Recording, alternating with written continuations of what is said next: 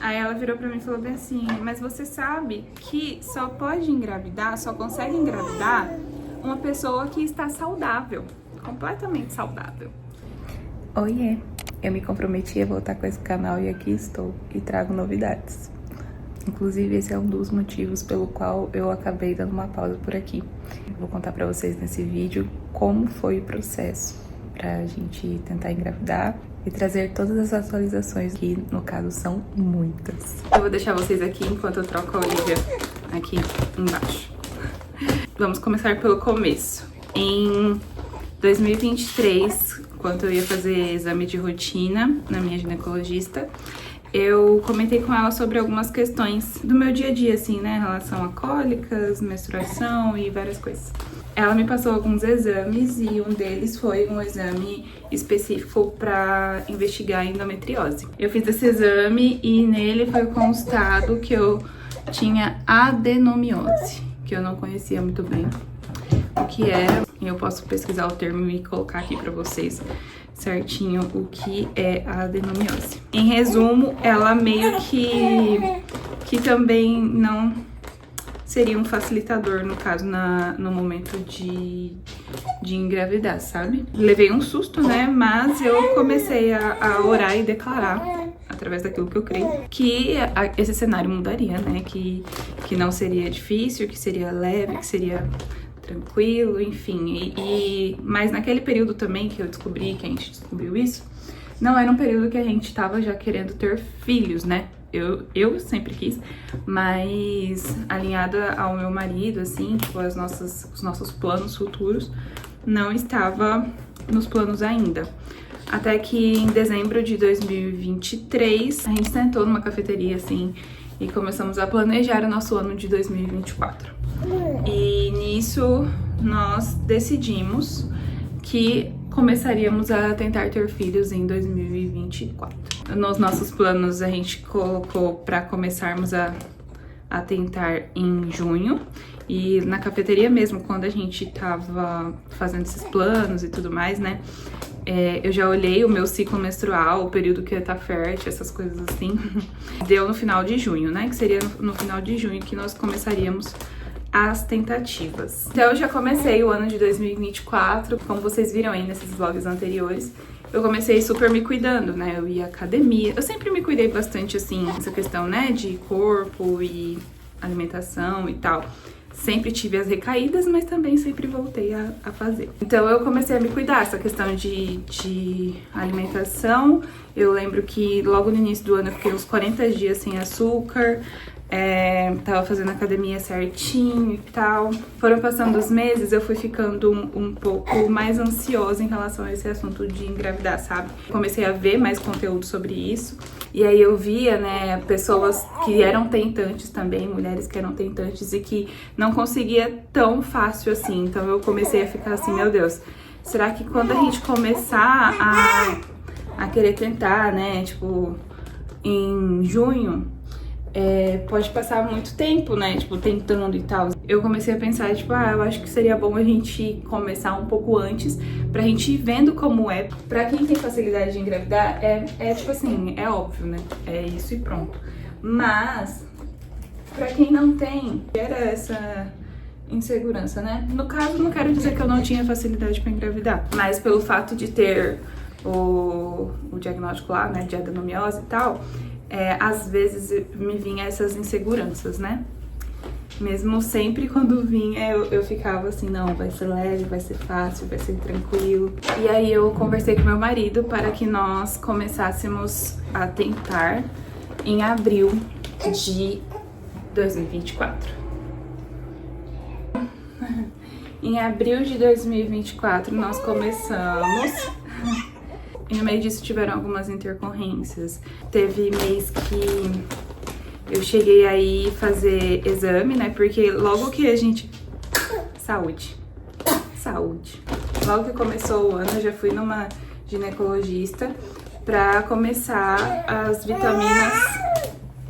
vitaminas pré-natais, fazer os exames também pré-natais. Uma das primeiras ultrassons que eu fiz pra ver se tava tudo certo e tal, a ultrassonografista encontrou um corpo lúteo em um dos meus ovários. É o ovário mesmo. Jesus, a cabeça da mãe. E aí, nisso, ela me explicou que seria um corpo lúteo, né? Eu lembro que eu saí, assim, da consulta, do exame, super, meu Deus, será que eu já engravidei então? E não tô sabendo. Ela pediu, né, pra eu esperar um período pra poder fazer um teste e tal. E na época eu gravava tudo pra postar no YouTube, só que conforme foram passando os dias, as tentativas, os exames e tudo, eu fui ficando um pouco mais reclusa, porque, querendo ou não, toda vez que você vê um negativo ou algo do tipo, é uma frustração, né? Eu comecei a gravar, só que aí logo depois eu parei e apaguei esses vídeos e tal, não tenho mais eles aqui. Em resumo, a doutora encontrou esse corpo lúteo e eu criei a esperança de que talvez eu já estaria grávida, fiz o teste, deu negativo, isso foi em abril mais ou menos. E quando foi em maio, eu tive a minha menstruação normal. Depois que acabou a minha menstruação, passou uns 3 dias, eu tive sangramento de escape. E esse sangramento de escape só acontecia comigo quando eu tomava anticoncepcional. Como já fazia mais de ano que eu não tomava anticoncepcional, eu achei super estranho o fato disso ter acontecido, mesmo já fazendo muito tempo que eu tinha parado de tomar o anticoncepcional. Eu comentei isso com a ginecologista que estava me acompanhando na época e ela pediu novamente uma outra ultrassom para ver se estava tudo certo, né? Se tinha acontecido alguma coisa nesse meio tempo e tal. A princípio, eu não tinha suspeitado de uma gravidez, acredito que nem a médica, porque eu menstruei, né? Normal. Eu estava sempre atenta, né, à questão do meu período fértil. Eu olhei que a data disponível que o lugar, né, de fazer o exame tinha seria bem na semana do meu período fértil. E eu tinha uma colega da igreja que também estava, né, mais ou menos nesse período de tentativas e tal. Falei pra ela, inclusive, sobre esse exame cair bem na semana do meu período fértil, se tinha algum problema e tal, né? E ela disse que não, muito pelo contrário, tem pessoas que acompanham o período fértil pelo ultrassom, né? E aí eu falei, não, então tá bom, né? Fui mais tranquila pro exame. Quando eu cheguei lá pra fazer o exame, fazendo tudo certinho, a ultrassonografista viu que eu estava prestes a ovular. E isso, se eu não me engano, foi numa quinta-feira.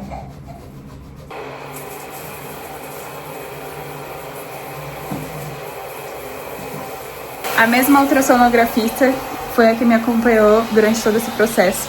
E aí ela sabia, né, que eu queria engravidar e tal. Ela falou assim pra mim, olha, hoje é quinta-feira, então você compra aquele teste de ovulação e faz ele no final de semana. Quando der positivo, você namora, né? E aí vamos ver o que vai dar. E pra falar bem a verdade pra vocês, desde abril, desde quando a gente começou a tentar, fiquei nessa de querer comprar esse teste de ovulação. Só que todas as vezes que eu fui na farmácia, cheguei na farmácia umas 2 vezes para comprar esse teste de ovulação e chegar lá eu desisti de comprar e pensar assim, tipo, não, deixa quieto isso, aí não comprava. Aí eu sei que quando ela falou assim, olha, compra, faz, quando der positivo, né, deu positivo. Aí eu fui e fiz isso, comprei o teste de ovulação e comecei a fazer os testes certinho, né, tipo, é sempre no mesmo horário, tem que estar com a bexiga cheia, não sei o que. Tem algumas questões lá. Eu sei que eu fiz um dia, deu negativo, o segundo dia deu negativo, no terceiro dia deu positivo, foi num domingo. Gente, eu fiquei tão feliz, tão feliz, tão feliz. Eu acho que vendo todo esse processo, eu fiquei mais feliz com o teste positivo do teste de ovulação do que com o positivo da gravidez, sabe? Pra mim parece que eu já tinha dado positivo da gravidez no teste da ovulação.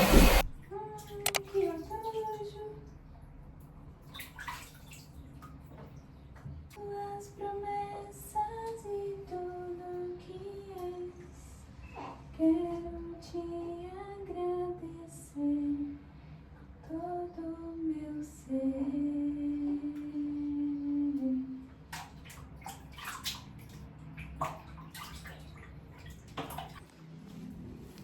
E então,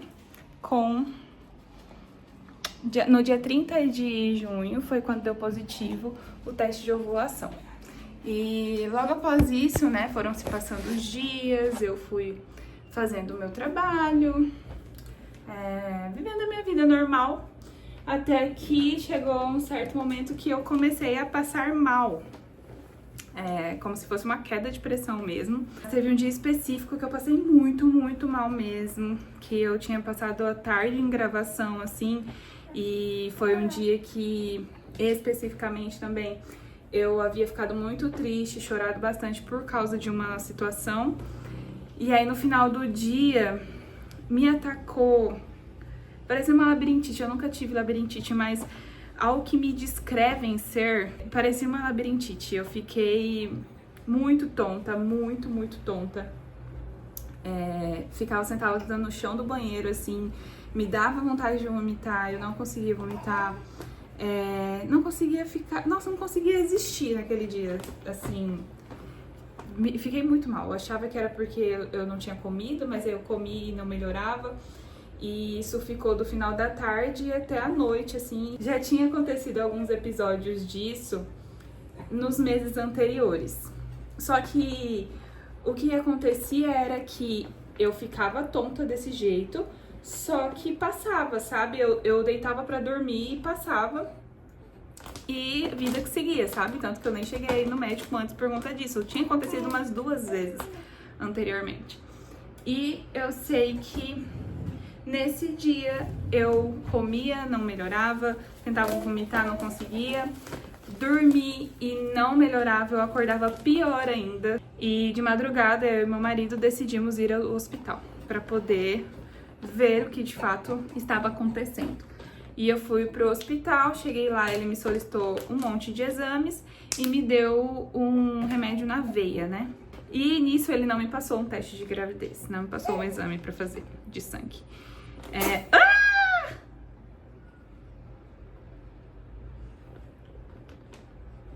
Levei cocô na mão, tudo.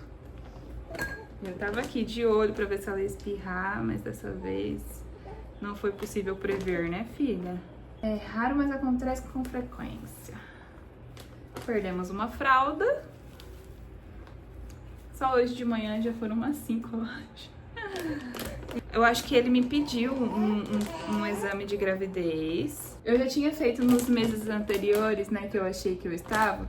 Eu tinha feito e tinha dado negativo. E isso, tinha dado negativo, tinha dado um número... Gente, a vida real aqui, tá? Eu acabei de dar banho nela, ela acabou de cagar em mim e tudo aqui. E agora ela mijou no trocador e tá molhando tudo ela de xixi de novo. Mas vamos lá. Senhor. E a toalha suja de cocô. Né, filha? É aventura. Aventura. Aventura. Eu sei que ele tinha me pedido, sim, um exame de gravidez. Nisso que eu fiz esse exame, eu fui olhar o resultado, ele já deu um pouco alterado em relação ao que eu tinha feito antes das outras vezes e tinha dado negativo, né? Porque das outras vezes que eu fiz e deu negativo, deu exatamente o mesmo número lá. Era muito baixo, eu não lembro agora, era 0,23, um negócio assim. 0,2. As 2 vezes anteriormente que eu tinha feito e tinha dado negativo, deram isso. E aí, dessa vez que eu fiz, que eu tava passando mal, eu acho que deu 0,6. Deu uma alteraçãozinha, sabe? Mínima, mas deu uma alteraçãozinha. E aí eu fiquei meio assim, né? Como eu já sabia que eu tinha feito o exame o teste, né, de ovulação e tinha dado positivo, então eu meio que tava esperando, né, que teria dado certo uma gravidez ali mesmo, naquele dia. Um dos exames que o médico pediu, além do beta-HCG, foi o exame do hormônio TSH, que é o hormônio da tireoide, né? E deu uma baita alteração nesse exame. Uma baita alteração. E eu nunca tive problema de tireoide, assim, nunca, né? Isso foi na sexta que eu passei mal. Na terça-feira eu decidi ir ao hospital novamente, no intuito de a médica plantonista me passar um encaminhamento ou o que eu tinha que fazer em questão desse TSH tão alterado, né? Ela solicitou esse encaminhamento para o médico especialista. Só que eu estava lá, né, no hospital. Eu pedi para ela, porque ali mesmo já tinha um laboratório, para ver se não valia a pena, né, eu fazer um beta-HCG. Porque eu falei pra ela, né, nós estamos tentando engravidar, que não sei o que e tal. Ela falou, tentando como? Aí ela virou pra mim e falou bem assim, mas você sabe que só pode engravidar, só consegue engravidar uma pessoa que está saudável, completamente saudável. E com o corpo saudável, né, com os exames tudo redondinhos e tal. E aí nisso, quando ela me falou isso, foi outro balde de água fria que eu tive, porque o exame tava muito alterado. Isso foi numa terça-feira. E ela solicitou de novo pra eu fazer esse exame do TSH pra ver como estava. Função catacaca da mãe aqui, ó. Função catacaca. E super funciona, viu? Porque sai cada coisa. E eu fui na sexta-feira seguinte, né, da mesma semana, pra poder fazer o exame. E já aproveitei e solicitei eu mesma um beta-HCG. Vamos dormir? Vamos dormir, então. Então, já nessa sexta-feira que eu fiz o beta-HCG, eu já tava com alguns sintomas. Eu tava sentindo essa fraqueza, né, às vezes, assim. Eu passava um pouco mal se eu ficava muito tempo sem comer e tal. E não cheguei a vomitar nem nada, graças a Deus. E eu comecei a sentir, logo depois que eu fiz o exame de sangue, eu comecei a sentir umas fisgadas assim no peito, mas era só de um lado do peito. E umas coisas meio diferentes, né? Não acontecia assim, dessa forma, quando eu ia menstruar normal. Então era tipo umas pontadas, assim, umas fisgadas no seio mesmo. E era isso, eu acho que eram as principais coisas que eu tava sentindo. E eu falei pro meu marido que o exame ia ficar pronto só na segunda-feira. Isso a gente fez o exame cedinho, né? Antes das 7 da manhã, antes das 8 da manhã. Na sexta-feira, dia 12 de julho. E eu falei pra ele que ia ficar pronto só na segunda-feira seguinte, né? Da semana seguinte. Só que ficou pronto antes do almoço, o resultado. Na sexta-feira mesmo. Eu olhei o resultado em casa. Tinha dado já, então, positivo, né? Deu alterado. Só que deu 23, assim, bem baixinho, mas já era um positivo. Tanto que eu mandei pra secretária da minha médica e tal. E aí ela mostrou pra médica, ela falou, ai, parabéns, você tá grávida e tudo mais. E aí na sexta-feira mesmo, na hora do almoço, eu já fiz a surpresa pro meu marido. Então, de fato, esse hormônio TSH, ele alterou por conta da gestação. E graças a Deus eu não precisei tomar nenhuma medicação, ele mesmo foi regulando, voltando ao normal. E durante toda a gestação a gente ficou acompanhando esse hormônio, mas ele regulou depois de um tempo. Durante toda a gestação não tive também nenhuma intercorrência, assim, só ali no início mesmo, que é tudo muito novo, né, e eu descobri bem cedo. Então, depois que eu descobri, eu ainda tive sangramento de nidação, fui no hospital algumas vezes, mas graças a Deus era só um sangramento de nidação. A primeira vez que a gente fez a ultrassom, a gente não conseguiu nem ver o bebezinho ali, porque estava muito cedo ainda, não conseguimos ver nem o batimento cardíaco, mas depois, quando retornamos, já dava para ver, já dava para ouvir os batimentos. Então, eu descobri no dia 12 de julho, dia 13 de julho a gente contou para nossa família, né, eu preparei uma surpresa para eles e descobrimos que era a Olivia, que era uma menininha. No dia 7 de setembro, nós viemos para a Chapada dos Guimarães passar um tempo com a família, aproveitamos para fazer o chá revelação. Foi tudo muito legal, muito especial. Esperar por ela, assim, né, a chegada dela, foi muito bom. Ficamos muito felizes, realizados. Então passou ali, né, agosto, setembro, a gente descobriu que era Olivia. No final de outubro, a gente se mudou para Cuiabá. Foi tudo uma grande surpresa, assim, né, e aconteceu tudo muito rápido. Então eu já, na gravidez, né, durante a gestação, eu preparei toda a mudança, embalei tudo lá em Sinop, deixei para meu marido carregar o caminhão, aí eu vim antes, né, para poder ver tudo aqui, questão do apartamento, contrato e tal.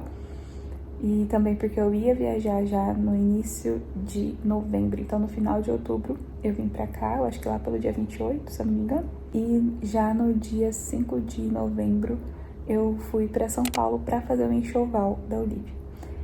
Então, a gente passou mais alguns dias lá em São Paulo. Depois voltamos, desfizemos a mudança aqui, organizamos o apartamento e aí meu marido chegou. Então, conforme o tempo foi passando, a barriga foi crescendo, as contrações de treinamento foram aumentando, dor nas costas, desconforto para dormir, vezes indo ao banheiro. Mas assim, gente, muito gratificante, meu Deus, cada coisa que acontecia era muito bom, porque a gente vê, assim, uma vida sendo formada, sabe? O coração batendo, os movimentos dela dentro da barriga. E no final da gestação, as estrias aparecendo. Mas tudo isso faz parte, né? Então, a Olivia nasceu em 12 de março de 2025. Ela está para completar 2 meses. E estamos vivendo dias maravilhosos. Graças a Deus, cada dia aprendendo mais com ela, né? Conhecendo mais ela e ela também recebendo, né? Todo o nosso carinho, nosso amor, nosso cuidado. E é isso, nós decidimos, né, nesses primeiros meses com ela, termos esse tempo mais em casa, mais reclusos. Na gestação em si, eu já fiquei mais reclusa, né, sumi várias vezes do Instagram. Não sei se aconteceu já com outras pessoas, né, com você aí que tá me assistindo, mas ao descobrir a gravidez, meio que me despertou um instinto de proteção, assim, sabe? Eu queria proteger aquilo. Não sei se é bem isso certo, né? Mas eu me senti mais retraída, assim, sabe? Então eu tenho tentado destravar isso pra poder mostrar um pouco mais, né, de como tá sendo essa nova fase. Mas o intuito aqui não é ter um canal de maternidade. Se bem que isso é uma grande parte da minha vida agora, né? Mas eu quero poder compartilhar a rotina em certos momentos que são cabíveis. Quero poder dar dicas, enfim. Vou encaixando aqui a minha vida um pouquinho, os fragmentos da minha vida um pouquinho aqui, até mesmo pra gente ter esses registros futuramente. Logo mais eu venho aqui contar o meu relato de parto de uma cesariana agendada. E sim, eu fiz uma cesariana por livre e espontânea vontade, mas tiveram algumas situações, algumas questões que fizeram com que essa fosse a minha decisão final. Enfim, é um papo pro próximo vídeo.